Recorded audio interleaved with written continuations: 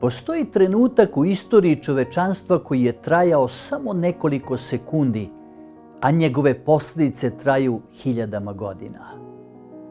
Jedan pogled, jedna sumnja, jedan zalogaj i svet više nikada nije bio isti.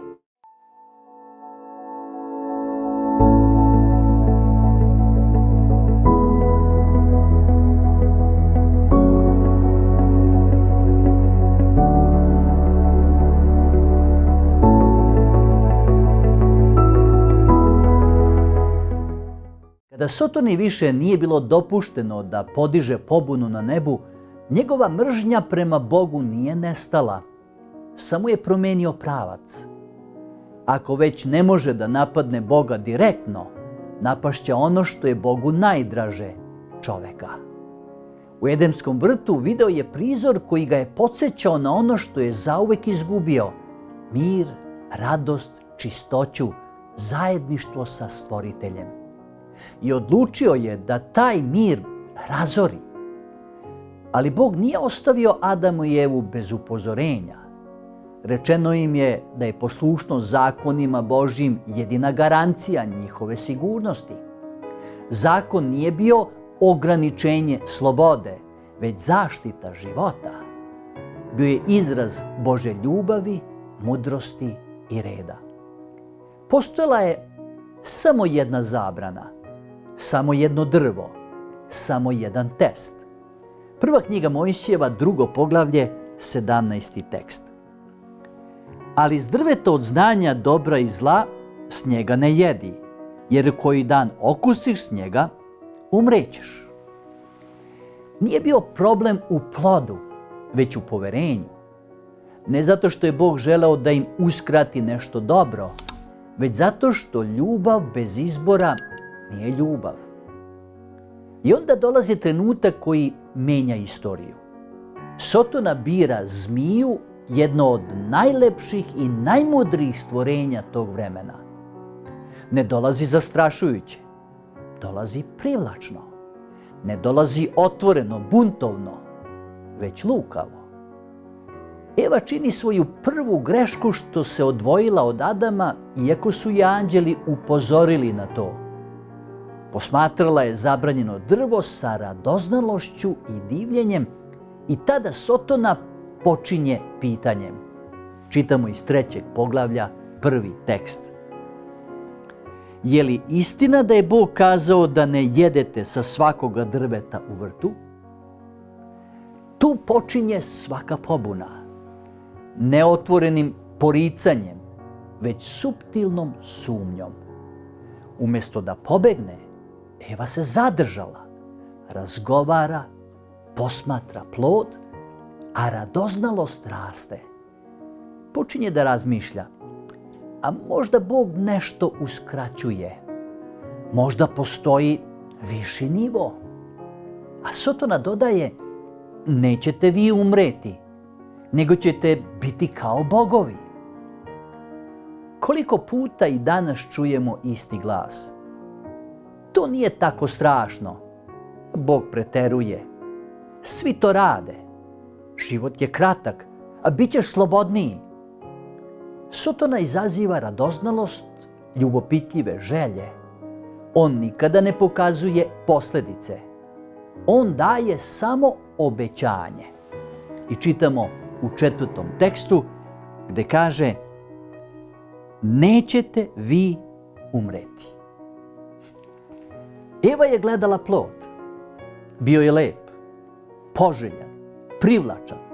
I onda 6. tekst: i videći da je rod na drvetu dobar za jelo, da ga je milina gledati, da je drvo vrlo drago radi znanja, uzabra roda s njega i okusi, pa dade i mužu svojemu, te i on okusi. Greh nikada ne dolazi ružan. On dolazi umotan u sjaj. I još nešto. Greh uvek počinje u mislima pre nego što se pretvori u postupak. Uzela je plod, jela, ništa se nije dogodilo od tog trenutka. Nije pala mrtva. Nije se nebo otvorilo i došao oganj sa neba da bi je spalio. činilo se da je sve u redu.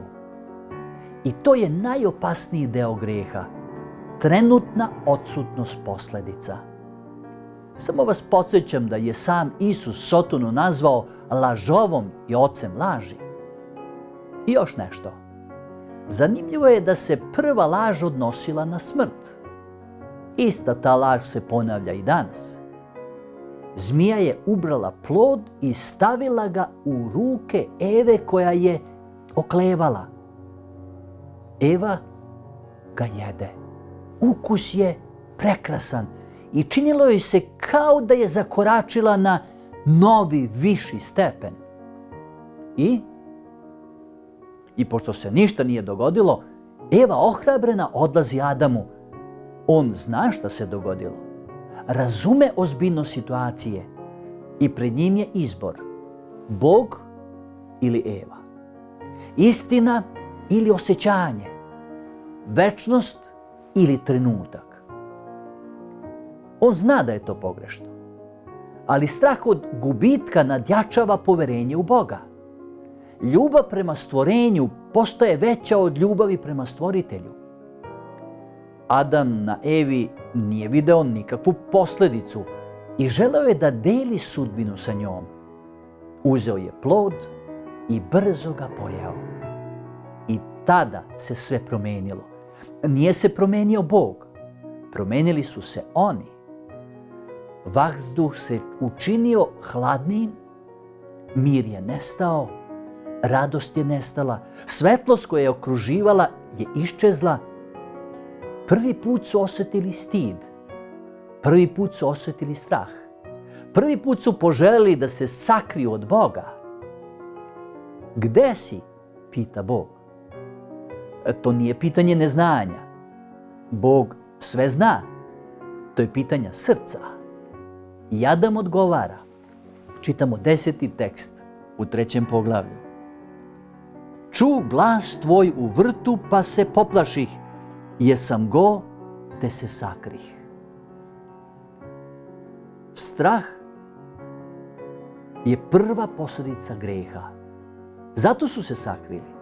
Strah razara odnos, ali pored toga Bog postavlja pitanje koje odzvanja kroz sve vekove. Gde si? Da li Bog stvarno ne zna gde je Adam, kao i Eva? Zna, ali želi priznanje. Zatim dolazi druga posljedica, a to je prebacivanje krivice. Čitamo u 12. tekstu. Žena koju si udružio sa mnom, ona mi dade s drveta te jedoh. A kakav je odgovor dala Eva? Zmija me prevari, te jedoh. Niko ne kaže, ja sam pogrešio. I tako počinje istorija samoopravdavanja. Oboje krivicu prebacuju na Boga, ali posljedice dolaze. Zemlja je prokleta. Rad postaje napor. Bol ulazi u život. Smrt postaje realnost. Ipak, usred presude, Bog izgovara obećanje. 15. tekst. I još mećem neprijateljstvo između tebe i žene, između semena tvojega i semena njezina. Ono će ti na glavu stajati, a ti ćeš ga u petu ujedati. Govori se o onome koji će stati zmiji na glavu. To je prvi nagoveštaj Spasitelja. Čak i kada čovjek pada, Bog planira spasenje. Kasnije apostol Pavle piše u Galatima 4:4, a kad se navrši vreme, posla Bog sina svojega. Ali hajde da zastanemo. Mnogi pitaju, zar nije sve ovo previše za jedan mali greh? Jedan zalogaj, jedno drvo. Problem nikada nije bio u plodu. Problem je bio u neposlušnosti. A ako Adam nije mogao položiti najlakši tekst, kako bi podneo teži? Malenkost zabrane učinila je greh još ozbiljnijim, jer pokazuje da čovjek nije pao zbog gladi, očaja ili neznanja, već zbog nepoverenja. I to je suština svakog greha. Nepoverenje u Božju dobrotu. Sotona i danas radi isto. On ne dolazi sa rogovima i vilama. Dolazi sa idejom napretka, slobode, samostalnosti, bit ćeš kao Bog. Ali svaki put kada čovjek pokuša da bude Bog, završi slomljen. Zanimljivo je da su nakon pada Adam i Eva pokušali da se pokriju lišćem. Čovjek uvek pokušava da reši posljedice greha sopstvenim sredstvima, religijom, filozofijom, samodisciplinom, dobrotom. Ali, dragi moji, lišće se suši. Zato im Bog daje odeću od kože. To znači da je neko morao umreti da bi oni bili pokriveni. Da, Bog je zaklao prvo jagnje.